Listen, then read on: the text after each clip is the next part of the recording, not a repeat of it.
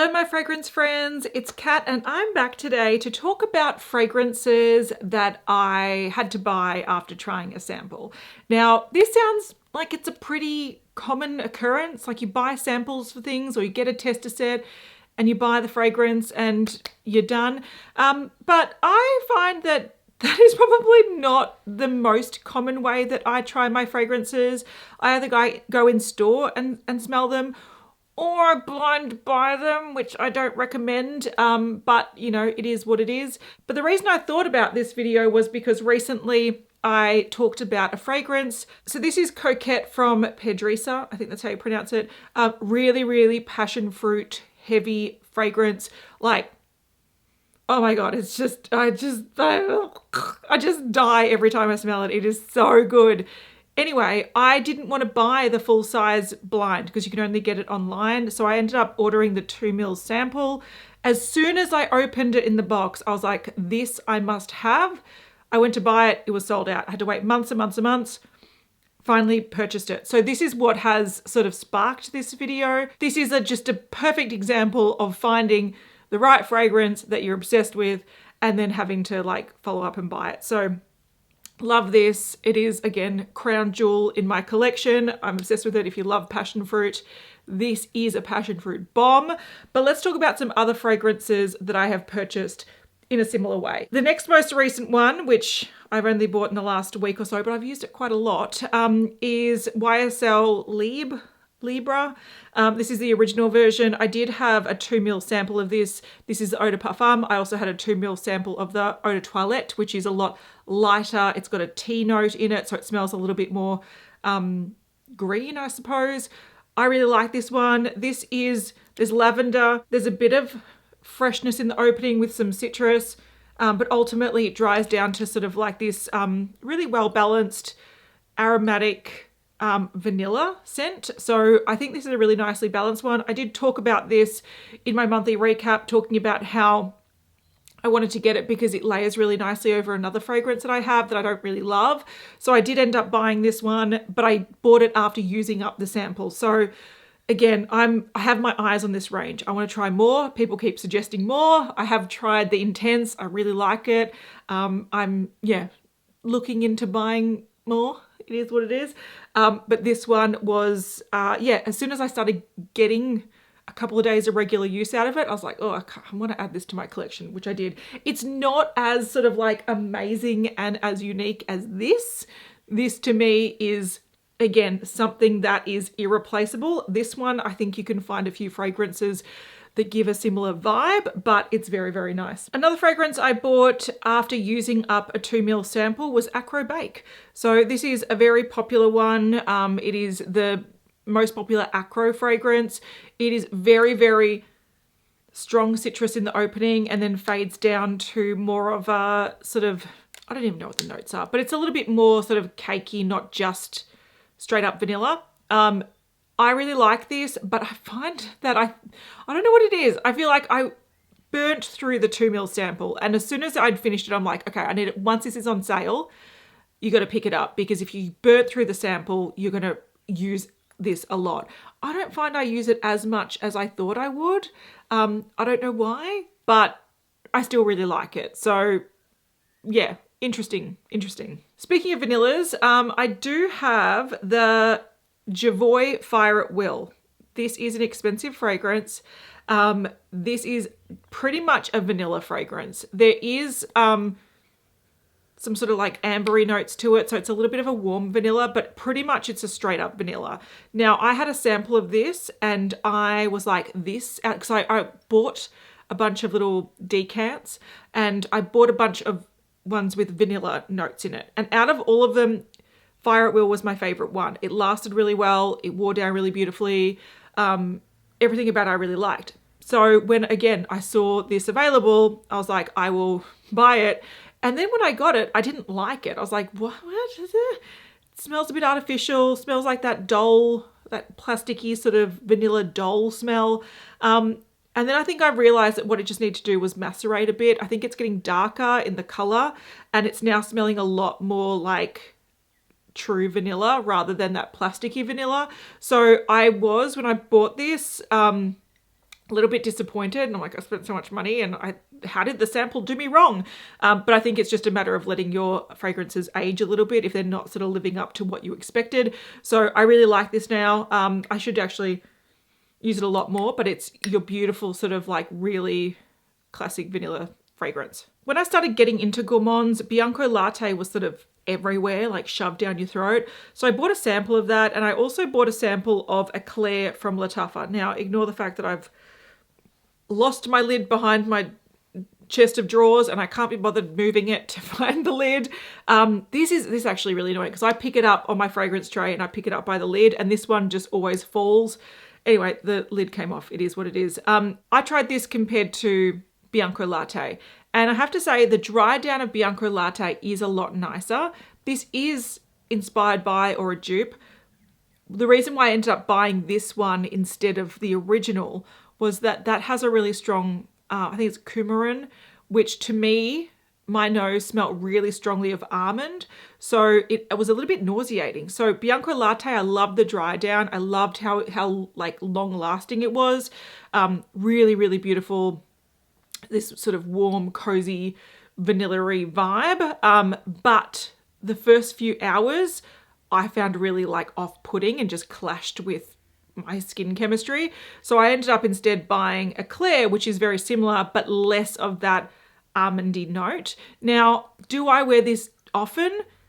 Not really. I think I've realized that there's something about it that smells a bit, I was very excited for this scent profile, which is why I bought this.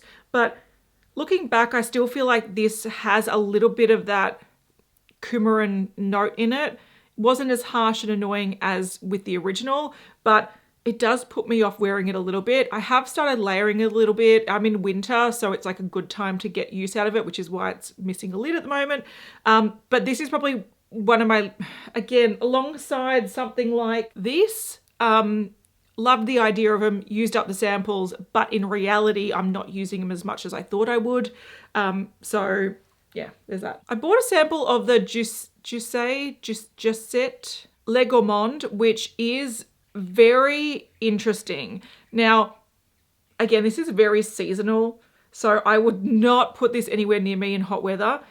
But this has this sort of like, people describe it as smelling like Nutella. It does. It's got this sort of nutty chocolate smell, which, do I want to smell like that every day? No. But what I really liked about this is that when it dries down slightly, so it doesn't take hours to dry down, when it dries down slightly, it has this really beautiful, like, I'd call it like an Easter egg smell. Like, it smells like it's the nicest chocolate fragrance that I've tried, and I've tried a few of them. Chocolate is one of those notes that can go really gross on me, and that it sounds much better than it is. And when I first spray this, I get a bit like, oh, that's like very nutty and very sort of like, oh. But when it dries down, it is the coziest chocolate. So I had a sample of this, and whenever I'd use it, I'd just like, oh, I just want to smell myself. It's like very, very edible. Not everyone wants to smell like that. I get it. But for me, I was like, I kind of want it in my collection. I was going to get a dupe or something like inspired by, but then I saw they had it was like a birthday sale or something where they had free shipping and like 20% off or something. So I thought, bugger it, I'm gonna buy it. And am I going to use it every day? No. Do I want to smell like chocolate all the time? No, but sometimes I do. And this is the one I want to reach for. But I'm so glad I tried this first, because I almost feel like if I blind bought this, I would probably I think the opening is a little bit jarring. And I don't, like, I had to really think about, do I want this? And after testing it out multiple times and really seeing how cozy it is, especially like in the evening or with a nice cardigan or something, I'm like, okay, I am prepared. I'm prepared it's not going to be for everyone. I'm prepared it's going to be a bit jarring at the start, but I'm prepared, and I'm glad I have it. I don't reach for it often, but I'm glad I have it. I really love it when brands offer discovery kits that you can buy and then redeem the price of them on a full size. I think that is genius, and more brands need to do that. And that's what got me with Commodity. So originally I bought the sort of full tester pack with all of their fragrances. I think at the time it was 6. It was before they released Juice. They had the personal, the expressive, the bold. So I tried them all, and I tried them all over multiple weeks. And then ultimately I'm like, I'm going to redeem the price of it on something. I ended up buying Moss. Now, Moss was my favorite one. It, to me, is a beautiful blend. This is like, oh my God. To me, this is like sort of forest fairy smell. So it is mossy, it is green, but it's not so mossy like the bold version that it smells too masculine, a little bit harsh. This is beautifully balanced with some citrus, and it's this fresh sort of, again, like you're walking through a rainforest or something. It feels fresh, it feels green, it feels amazing. So this is quite unique in my collection. I love it. I'm glad I've got it. I love it. But then what happened was I kept thinking about gold. Gold is a very different vibe. This is a very ambery vanilla scent. It's a bit woody. It's quite warm. And I just found that, again, that little sample that I had, I kept using it to the point that it was gone. And then I ended up seeing this on sale at Adore Beauty and picking it up. Now, this is not going to be something that I use heavily. It is quite a strong scent profile for me, but this is really, really beautiful for the cooler months, which I'm currently in. It's also really great at layering with sort of sweeter scents. So you've got like the amber woodiness of this with a bit of vanilla, and then you can ramp it up how much you want with other fragrances. You can probably mix it with a bit of chocolate if you wanted to. So for me, this is just a really beautiful sort of grounding fragrance.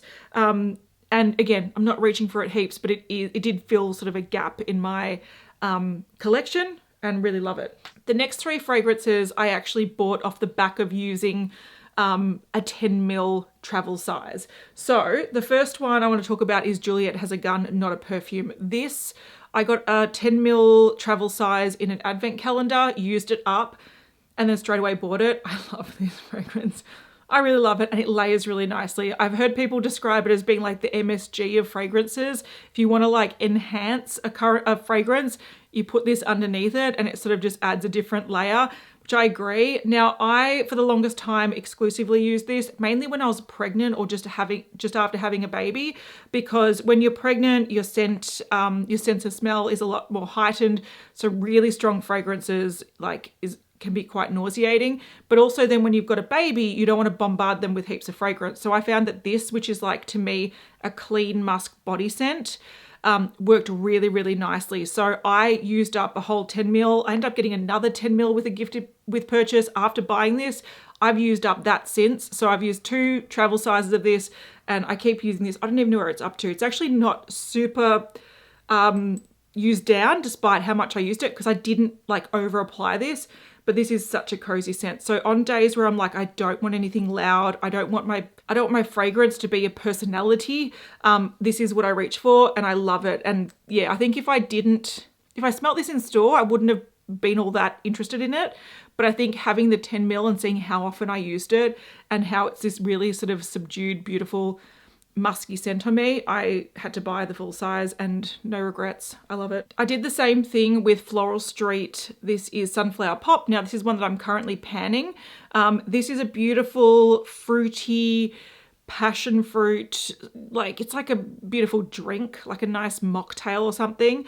Now, I love this, and before this fragrance, it was my most passion fruit fragrance in my collection, and I loved it for that. This now trumps it like tenfold, but I still love that this has that beautiful sort of fruity, tropical, Bellini sort of vibe to it. The only reason I'm using this up is because it is a fresh fragrance, and I think it's starting to lose its potency a little bit. So I thought before it goes off, I'm going to use it up. This was one that I got as well as like a gift with purchase type thing, and I used it up really quickly. Whenever I used it, I'd get compliments on it, and I straight away bought the full size, and no regrets. I love this. It's just a 50 ml. I would totally have this in my collection again, but I think I'd need to focus on whittling down my collection a little bit so this doesn't run the risk of going bad, because fresh fragrances can do that. But this is beautiful. The last one I wanted to talk about, this is one of my favorite fragrances as well. Very fresh, a little bit green, really beautiful. This is by Bastide, and it's Verveine de Soude. And the reason I bought this full bottle was because I have this 10 ml that I keep in my handbag. I love this. It's so good. Now, I don't have much left. It's down to here. I am sort of coveting this because I like this when I'm traveling. It is like the perfect airport fragrance. I can get a bit headachy when I travel, and I find that this sort of helps actually like lift my mood, clear my head. It's really, really beautiful. So I'm sort of keeping this, and it's also not obnoxious. Like if someone was to sit next to someone on an airplane that smells like this, it's not like you're being choked out by fragrance. So I'm quite aware that when I'm going to be in close proximity to people, I don't want to like blast them with fragrance. So I ended up buying the full size so I can use it when I'm at home. Again, I love this. If I wasn't wearing that chocolate fragrance, I'd be spraying this all over myself. So this is less fruity than Floral Street.